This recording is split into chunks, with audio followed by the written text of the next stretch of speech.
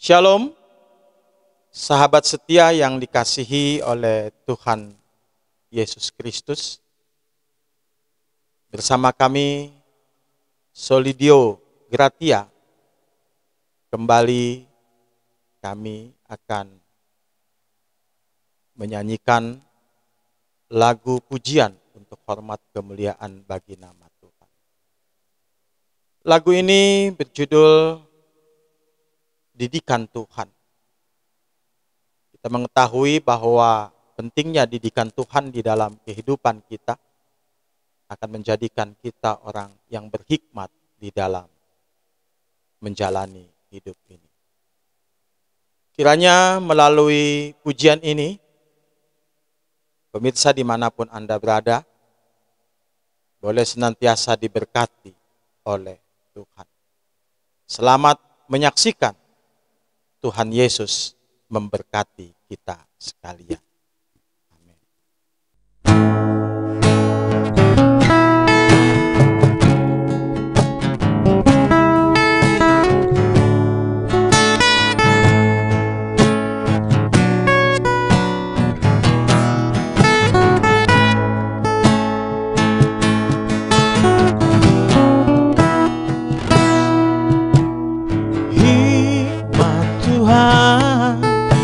Menjadi penuntun hidupmu, agar kau dapat membedakan mana yang baik dan mana yang jahat.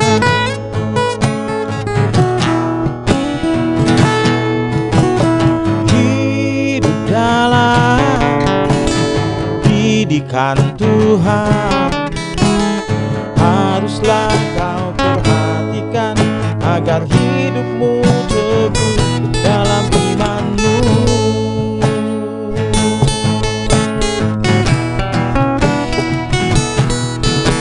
Dalam hidup ini, hikmat Tuhan harus kau miliki, agar kau dapat menjawab tantangan yang kau hadapi.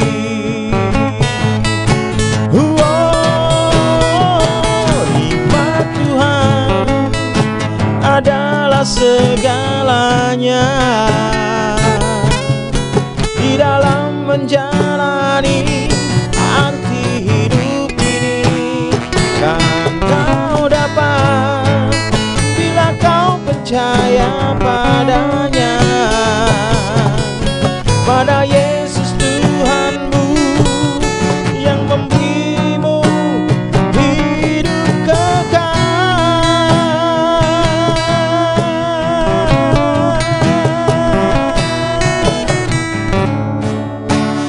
Jalanilah hidup ini, bersama hikmatnya kan kau temukan kedamaian.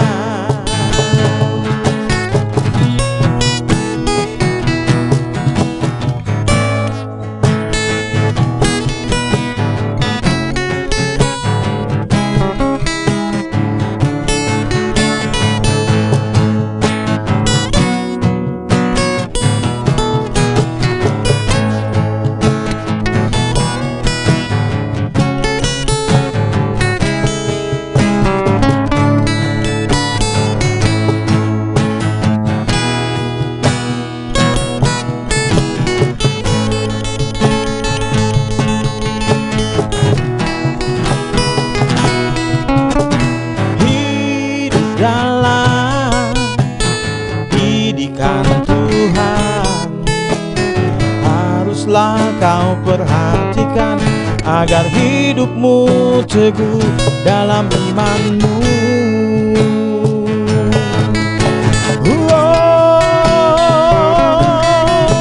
Dalam hidup ini, hikmat Tuhan harus kau miliki, agar kau dapat menjawab tantangan yang kan kau hadapi.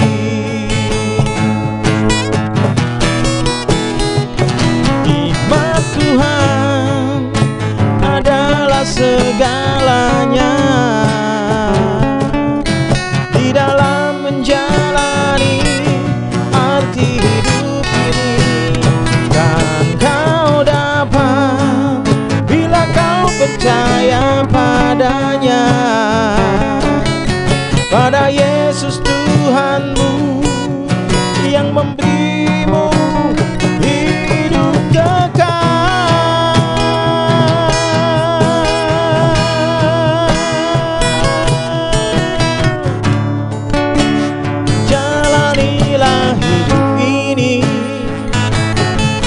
Bersama hikmatnya kan kau temukan kedamaian.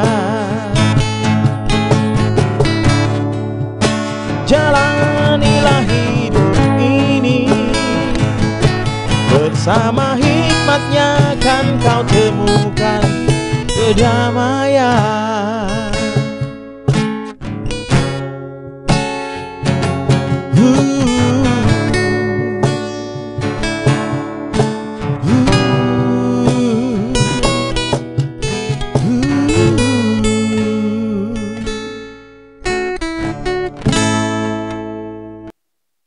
Demikianlah pujian yang sudah kita dengar bersama. Kiranya melalui pujian ini, nama Tuhan senantiasa kita agungkan dan kita permuliakan. Terpujilah nama Tuhan. Amin. Salam Soli Deo Gratia. Bapak Ibu Saudara yang kekasih dalam Kristus, sebelum kita mendengarkan firman Tuhan, kita berdoa. Tuhan Allah Bapa kami di dalam Kristus, kami bersyukur pada hari ini karena kasih setia dan anugerah-Mu yang memelihara hidup kami. Kami akan mendengarkan firman-Mu, terangilah hati dan pikiran kami melalui Roh-Mu yang kudus. Amin.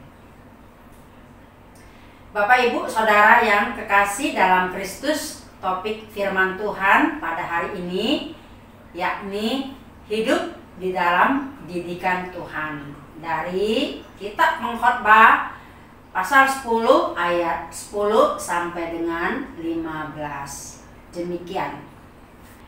Jika besi menjadi tumpul dan tidak diasah, maka orang harus memperbesar tenaga. Tetapi yang terpenting untuk berhasil adalah hikmat. Jika ular memagut sebelum mantra diucapkan, maka tukang mantra tidak akan berhasil. Perkataan mulut orang berhikmat menarik, tetapi bibir orang bodoh menelan orang itu sendiri. Awal perkataan yang keluar dari mulutnya adalah kebodohan, dan akhir bicaranya adalah kebebalan yang mencelakakan. Orang yang bodoh banyak bicaranya, meskipun orang tidak tahu apa yang akan terjadi. Dan siapakah yang akan mengatakan kepadanya apa yang akan terjadi sesudah dia? Jeripaya orang bodoh melelahkan orang itu sendiri, karena ia tidak mengetahui jalan ke kota. Demikian firman Tuhan. Bapak Ibu Saudara yang kekasih dalam Kristus, sejak dunia diciptakan oleh Allah, Allah membangun keluarga bagi manusia itu, yakni Adam dan Hawa. Dan yang pasti, pendidikan dan pengajaran pun telah terjadi di dalamnya oleh Allah dan terus dikembangkan, bahwa keluarga sebagai institusi terkecil di dunia ini, maka disitulah pusat pengajaran dan pendidikan bagi anggota keluarga.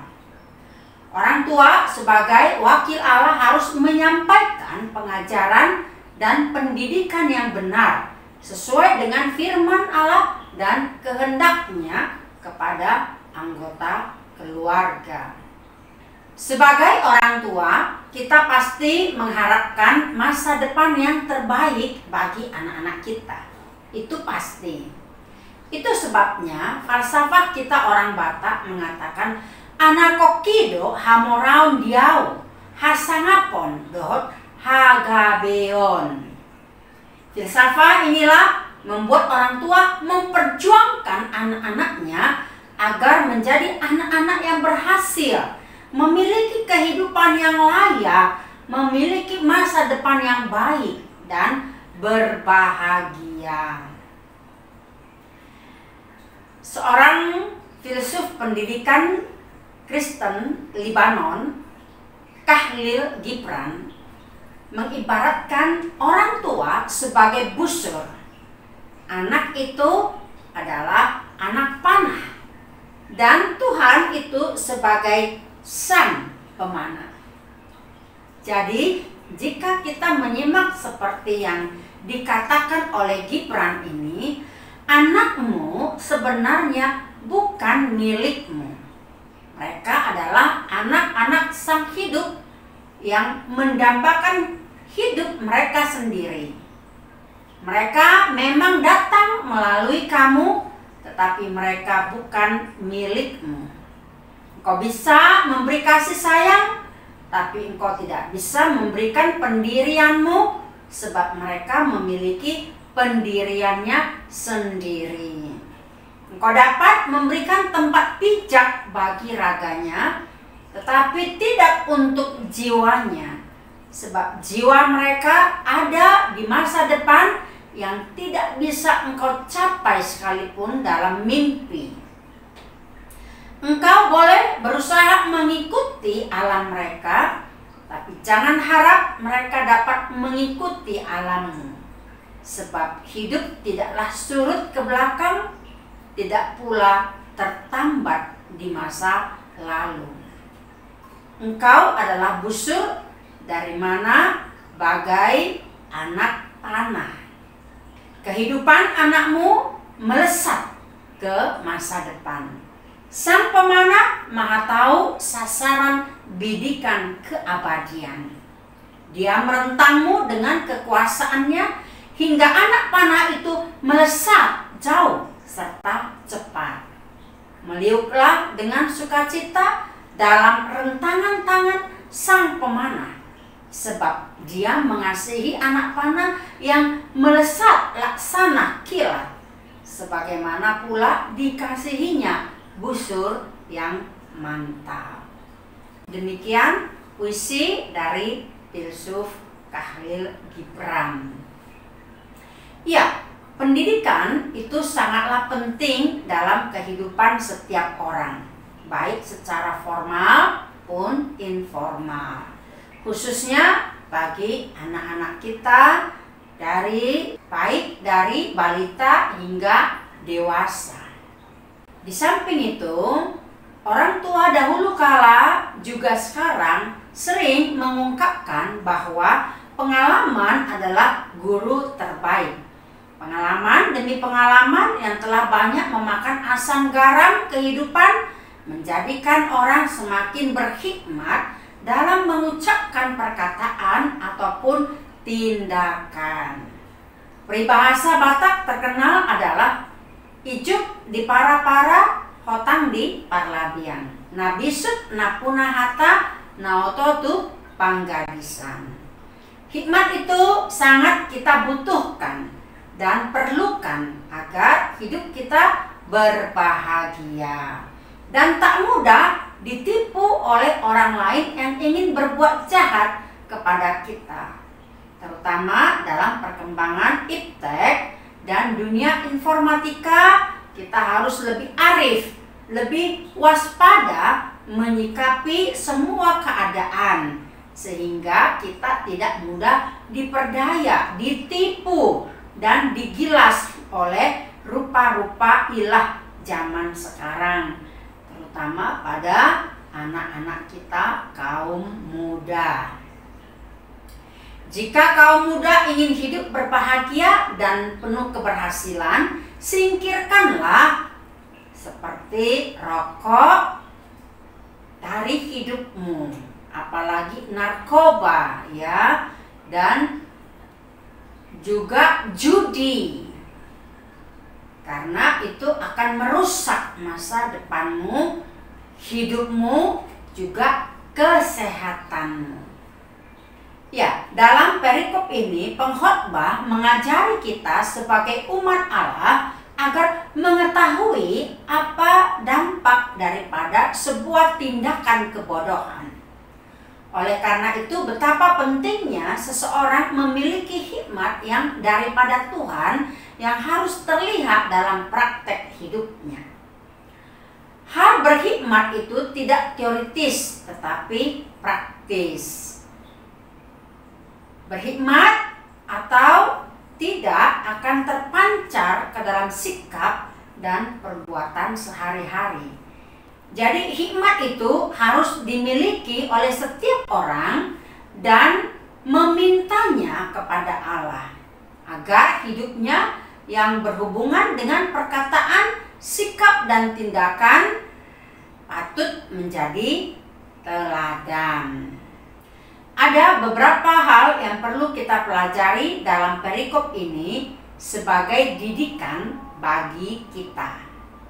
Pertama, pengkhotbah mengibaratkan dengan sebuah besi yang tumpul, yang jika tidak diasah, maka orang akan memperbesar tenaganya untuk melakukan suatu pekerjaan. Jika tidak diasah, maka itu menjadi sesuatu pekerjaan yang sia-sia. Demikian orang bodoh jika tidak mau belajar dan menerima didikan, maka dia akan hidup dalam kebodohannya, gampang tergilas oleh arus zaman ini. Akan tetapi jika seseorang memiliki hikmat, maka dia akan dapat menimbang apa dan bagaimana tindakan selanjutnya yang harus dia lakukan. Ada sebuah ilustrasi, dua orang pemuda datang ke rumah seorang kakek pandai besi untuk berguru kepadanya.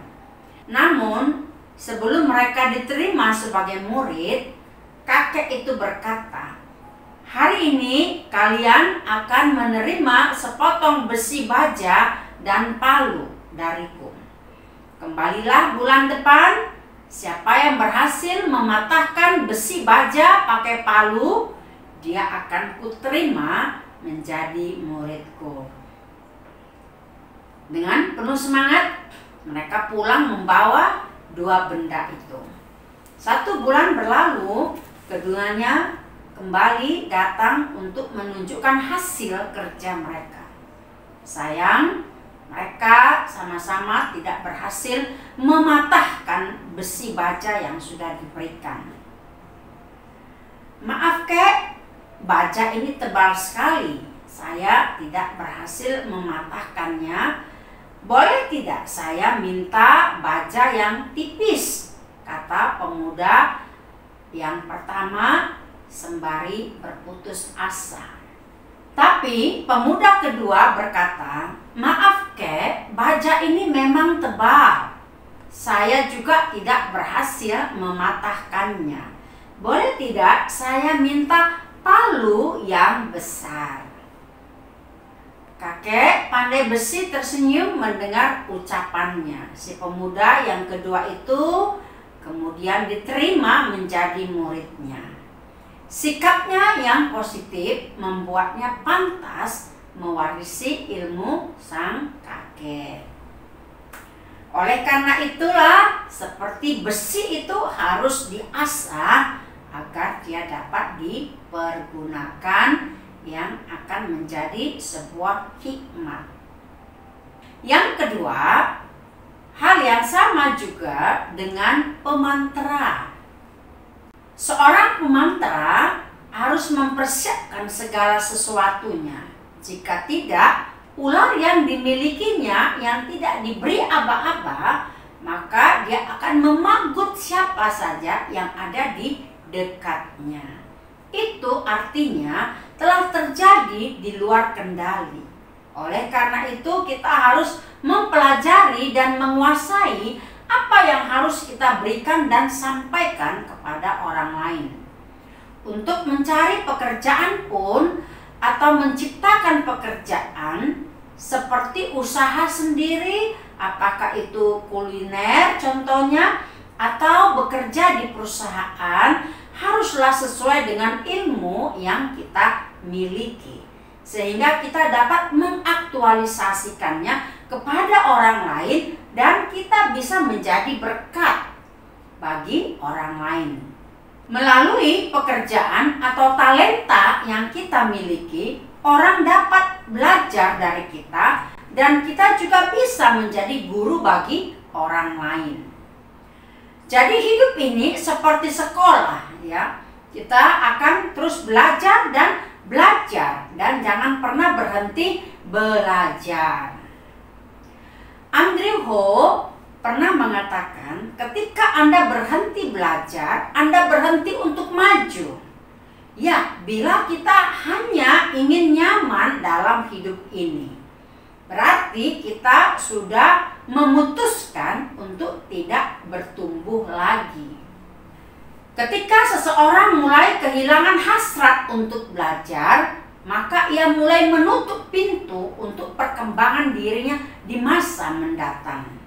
Jangan puas dengan hal yang biasa-biasa saja. Jangan malas mencari hal-hal yang baru. Jangan terlena dengan penemuan yang baru. Carilah gagasan-gagasan yang lebih luar biasa dan terbanglah lebih tinggi lagi. Setiap hari bertanyalah pada diri sendiri, bagaimana saya bisa menjadi lebih baik? Lakukanlah sesuatu yang belum pernah kita kerjakan sebelumnya. Pelajarilah buku atau sesuatu yang baru. Cobalah kerjakan sesuatu yang sulit. Itu baik bagi kita. Jika kita mengerjakan sesuatu yang telah kita kuasai, kita tidak akan pernah berkembang. Jika kita hanya mengerjakan yang sudah kita ketahui, kapankah kita mendapat pengetahuan yang baru lagi? Melakukan yang belum pernah kita ketahui adalah pintu menuju pengetahuan. Jadi, pembelajar seumur hidup. Semakin banyak Anda belajar, semakin banyak yang Anda dapatkan. Dan semakin Anda percaya diri. Oleh karena itu, carilah hikmat dan didikan untuk kebahagiaan hidupmu. Yang ketiga adalah soal perkataan yang akan diucapkan. Jika orang bodoh tidak dapat menguasai perkataannya, maka dia akan ditelan oleh kebodohannya, alias celaka. Oleh karena itu, hendaknya perkataan kita itu dapat membangun dan berucaplah dengan hati-hati, agar perkataan kita dapat bermanfaat. Bukan seperti orang bodoh asal bunyi atau asbun, sehingga kata-katanya dapat menyakitkan atau mempermalukan dan lain sebagainya. Pepatah orang Batak mengatakan, jolo sineat raut asa sineat hata, jolo nidilat bibir asa nidok hata. Hal ini mengungkapkan bahwa berhati-hatilah berkata-kata. Karena jika tidak berhati-hati, bisa saja orang tersinggung, sakit hati, akhirnya mengakibatkan kebencian dan dendam.